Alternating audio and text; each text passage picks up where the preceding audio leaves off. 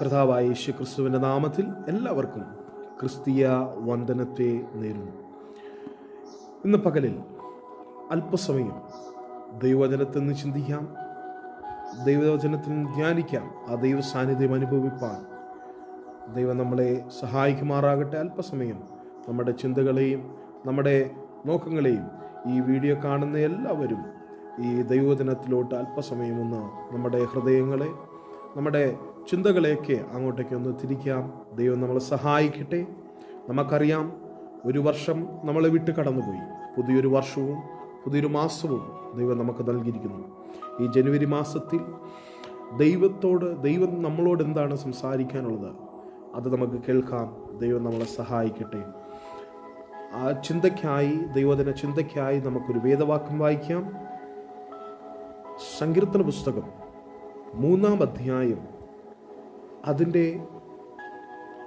2-3 വാക്യങ്ങൾ നമുക്ക് വായിക്കാം. അവന് ദൈവത്തിങ്കിൽ രക്ഷയായില്ല എന്ന് എന്നെക്കുറിച്ച് പലരും പറയുന്നു. നീയോ യഹോവേ എനിക്ക് ചുറ്റും പരിചയം, എൻ്റെ മഹത്വവും എൻ്റെ തല ഉയർത്തുന്നവനും ആകുന്നു.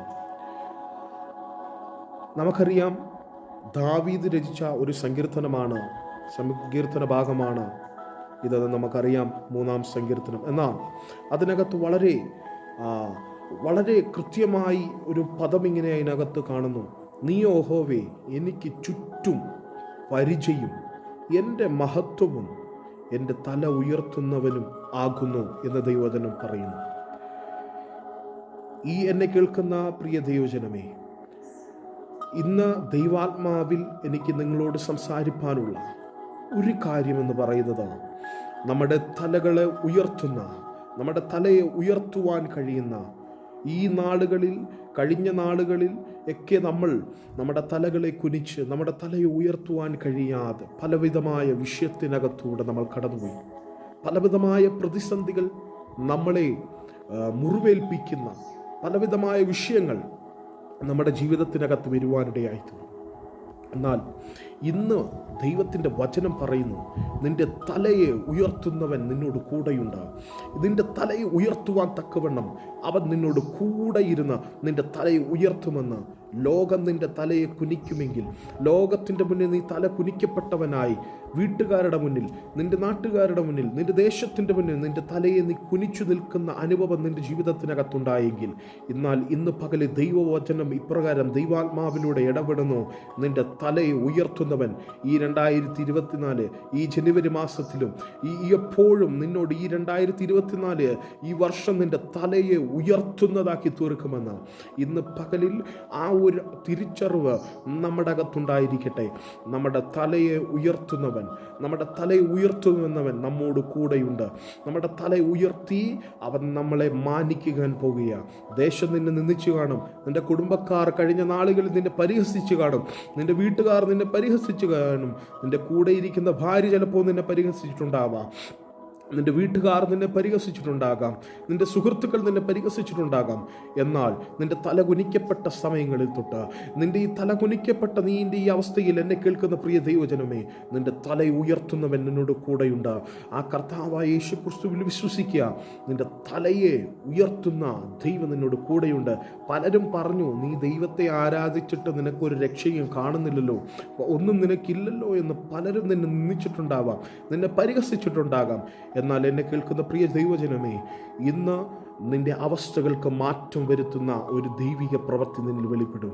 നിന്റെ അവസ്ഥകളെ മാറ്റുന്ന ദൈവിക പ്രവൃത്തി നിന്നിൽ വെളിപ്പെടുവാനിടയായിത്തീരും. നിന്റെ രക്ഷ, പലരും നിന്നിൽ രക്ഷ കണ്ടില്ലല്ലോ, നിനക്കെന്താ ഒന്നുമില്ലല്ലോ, നിനക്കൊന്നും അനുഭവിക്കാൻ കഴിയുന്നില്ലല്ലോ എന്ന് പലരും പറഞ്ഞിട്ടുണ്ടാകാം. എന്നാൽ ദൈവത്തിൻ്റെ വചനം ഇപ്രകാരം പറയുന്നു, നിന്റെ തലയെ ഉയർത്തുന്ന ഒരുവൻ നിന്നോട് കൂടെയുണ്ട്. നിന്റെ തല ഉയർത്തുന്ന ഒരുവൻ നിന്റെ കൂടെ ഇരിപ്പുണ്ട്. നിന്റെ ഭവനത്തിൻ്റെ തലയെ ഉയർത്തുന്നവൻ ഒരു നിന്റെ കൂടെയുണ്ട്. ആ കർത്താവിൽ വിശ്വസിക്കുക. നിന്റെ അവസ്ഥകൾക്ക് ഭേദം വരുത്തും. നിന്റെ വിഷമ സ്ഥിതികൾക്ക് മാറ്റം വരും. ഇന്ന് പകലിൽ ആ ഒരു തിരിച്ചറിവ് നമ്മുടെ ജീവിതത്തിന് അകത്ത് വേണം.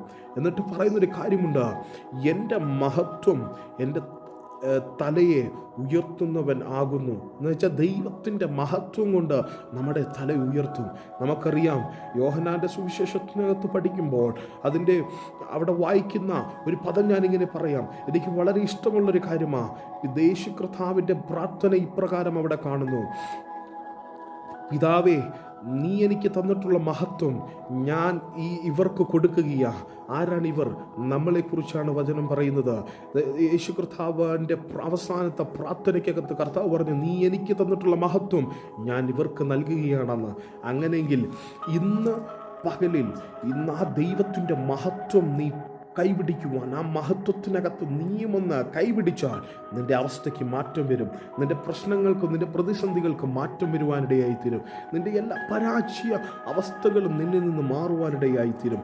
പരാജയപ്പെട്ട സ്ഥാനത്ത് ദൈവം മാനിക്കുന്നവനാക്കി ദൈവം നിന്നെ തീർക്കുവാനിടയായിത്തീരും.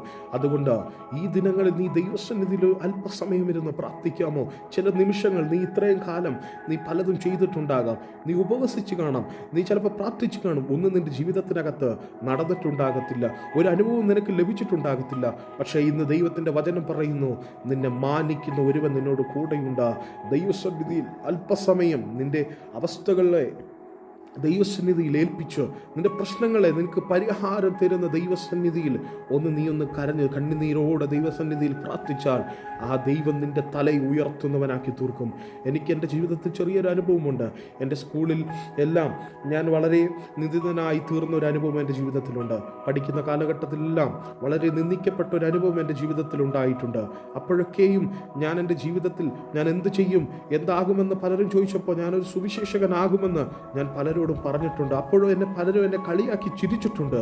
പക്ഷേ ഇന്ന് ദൈവം എന്നെ മാനിയില്ലാത്ത ഒരു വ്യക്തിയായിരുന്ന എന്നെ ദൈവം എന്നെ പഠിപ്പിച്ചത്, മറ്റുള്ളവരുടെ മുന്നിൽ മാനിച്ച ദൈവത്തിൻ്റെ വലിയ കൃപ എൻ്റെ ജീവിതത്തിൽ ഞാൻ അനുഭവിക്കാനിടയായി തീർന്നു. ഞാൻ സ്കൂളിലെല്ലാം പഠിക്കുന്ന സമയത്ത് എനിക്കെൻ്റെ സ്വന്തമായ പേര് പോലും എഴുതുവാനോ വായിക്കുവാനോ അറിയാത്ത അനുഭവം എൻ്റെ ജീവിതത്തിലുണ്ടായിരുന്നു.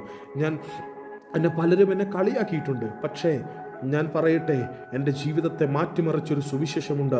എൻ്റെ ജീവിതത്തെ മാറ്റിമറിച്ചത് ഈ ദൈവവചനമാണ്. നിങ്ങൾ വിശ്വസിക്കുക. നിങ്ങളുടെ തലകളെ ഉയർത്തുവാൻ കഴിയാതെ നീ നിന്ദിക്കപ്പെട്ടിട്ടുണ്ടെങ്കിൽ നിന്റെ തലയെ ഉയർത്തുന്ന വർഷമാക്കി ഇത് മാറ്റും. ഈ ദിനങ്ങളിൽ നിന്റെ തലയെ ഉയർത്തുന്നതാക്കി തീർക്കും.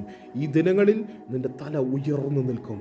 നിന്റെ തലയെ ഉയർത്തുവാൻ ദൈവം നിന്നെ സഹായിക്കും. ആ മഹത്വം നിന്റെ മേലയക്കും.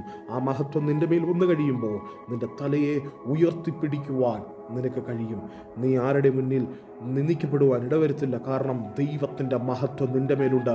പ്രവചനാത്മാവിൽ, ദൈവാത്മാവിൽ ഞാനൊരു കാര്യം പറയട്ടെ. കഴുതയുടെ അനുഭവം, കഴുത കെട്ടപ്പെട്ട് കിടന്നവനായിരുന്നു. കഴുതയെ കെട്ടപ്പെട്ട് ഒരവസ്ഥയിൽ കിടന്നപ്പോൾ അവൻ്റെ പദ്ധതി അവനിൽ നിറവേറ്റേണ്ടതിന് കഴുതയെ ആ കൂട്ടിൽ നിന്ന് അഴിച്ച് പുറത്തു കൊണ്ടുവന്നിട്ട് മഹത്വത്തിൻ്റെ രാജാവായവൻ അവൻ്റെ മേൽ കയറിയപ്പോൾ അതുവരെ ഉണ്ടായിരുന്ന വിലകൾ ആ കഴുതയ്ക്ക് മാറിപ്പോയി. അവൻ്റെ ജീവിതത്തിലുണ്ടായിരുന്ന വിലകൾ അവനെ പരിഹസിച്ചു. നീ കഴുതയാണ്, നിന്നെ കൊണ്ടൊരു ഉപകാരവും ഇല്ലെന്ന് പറഞ്ഞ സ്ഥാനത്ത് മഹത്വമുള്ളവൻ, ദൈവകൃപയുള്ളവൻ ആ കഴുതയുടെ മുകളിൽ കയറിയപ്പോൾ അവൻ്റെ അവസ്ഥയ്ക്ക് മാറ്റം വന്നെങ്കിൽ ഇന്നും നിങ്ങളുടെ അവസ്ഥകൾക്ക് മാറ്റം വരും. പലരും നിന്നെ പരിഹസിച്ചിട്ടുണ്ടാവാം, പലരും നിന്നെ ദുഷിച്ചിട്ടുണ്ടാകാം. എന്നാൽ നിന്നെ മാനിക്കുന്ന ഒരുവൻ നിന്റെ തല ഉയർത്തുവാൻ ദൈവം നിന്നെ സഹായിക്കും. എന്നെ കേൾക്കുന്ന പ്രിയ ദൈവജനമേ, ഈ വചനം പോലെ നീയോ യഹോവേ എനിക്ക് ചുറ്റും പരിചയം, എൻ്റെ മഹത്വവും എൻ്റെ തല ഉയർത്തുന്നവനും ആകുന്നു. ഇന്ന് പകലിൽ ദൈവം തൻ്റെ തലയെ ഉയർത്തുന്നവനാക്കി തീർക്കും. നിന്റെ അവസ്ഥകൾക്ക് ഭേദം വരുത്തും. നിന്റെ പ്രശ്നങ്ങളെ മാറ്റുന്നവനായിരിക്കും. ഇന്ന് പകലിൽ ആ ഒരനുഭവം നിന്റെ ജീവിതത്തിലുണ്ടായിരിക്കട്ടെ. ദൈവം നിന്നെ ഈ വചനപ്രകാരം ദൈവം നിന്നെ അനുഗ്രഹിക്കുമാറാകട്ടെ എന്ന് ഞാൻ പ്രാർത്ഥിക്കുന്നു. ഒരു നിമിഷം നമുക്ക് കണ്ണുകൾ അടയ്ക്കാം, നമുക്ക് പ്രാർത്ഥിക്കാം. കേട്ട വചനത്തിൻ്റെ മുന്നിൽ നമ്മുടെ തലകണയെ ഒന്ന് വളക്കാമോ, കണ്ണുകളെ അടയ്ക്കാമോ? നമുക്ക് പ്രാർത്ഥിക്കാം. സ്വർഗീയ പിതാവേ, ഈ വചനത്തിൻ്റെ മുന്നിൽ ഞാൻ ഞങ്ങളെ തന്നെ ഏൽപ്പിച്ചു തരുന്ന പിതാവേ, ദൈവത്തിൻ്റെ വലിയ സാന്നിധ്യം ഞങ്ങളോട് കൂടെ ഇരിക്കണമേ. അവിടെ വചനം പറയുന്നത് പോലെ ഞങ്ങളുടെ തല ഉയർത്തിപ്പിടിക്കുവാൻ കർത്താവ് സഹായിക്കുമാറാകണമേ എന്ന് ഞങ്ങൾ പ്രാർത്ഥിക്കുന്നു പിതാവേ. ദൈവമേ അപ്പ, ഇത് കേൾക്കുന്ന അനേകരുണ്ട്, അവരുടെ ജീവിതത്തിനകത്ത് മാറ്റമുണ്ടാകട്ടെ കർത്താവ്. അവരുടെ വിഷയങ്ങളുടെ മേൽ ആരെങ്കിലും രോഗികളായി, എന്നെ കേൾക്കുന്ന ആരെങ്കിലും രോഗികളായി ഈ നിമിഷങ്ങളിൽ ഭാരപ്പെടുന്നുവെങ്കിൽ അവരുടെ മേൽ സൗഖ്യവും വിടുതലും അയക്കുമാറാകണമെന്ന് ഞങ്ങൾ പ്രാർത്ഥിക്കുന്നു കർത്താവെ.